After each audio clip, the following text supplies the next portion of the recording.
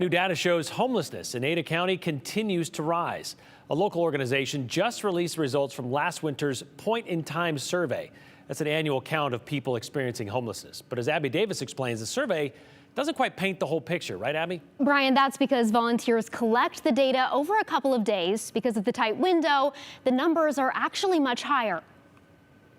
I don't think anyone truly wants to see people homeless. While Nate Dodgson doesn't live on the streets, he's called various shelters home since moving to Boise several years ago. I originally came here to go to rehab for my struggles with alcoholism. Dodgson says he struggled to keep a job after finishing his initial treatment. Not only with the alcohol, but emotionally and mentally, my health and well-being.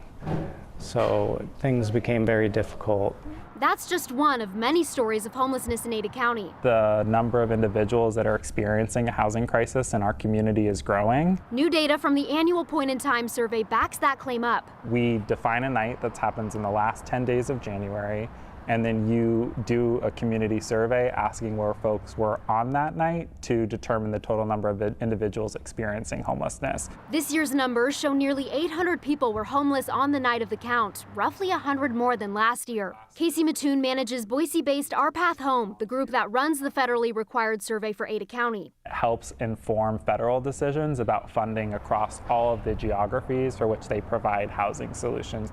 Probably doesn't capture the true full amount of homelessness because it was a survey and voluntary, but I think the survey and data still gives a good outlook on the pattern. Mattoon says the county's actual numbers are in the thousands. Because Boise continues to have, and Ada County really continues to have a shortage of housing that's affordable and available, that's why we'll continue to see homelessness rise. But Dodgson says he's hopeful for his own future. I have been feeling stronger and more confident. And everyone else without a permanent home. What I've witnessed here is most people from the top to bottom want to see people not only survive, but thrive and succeed and really grow in their livelihood.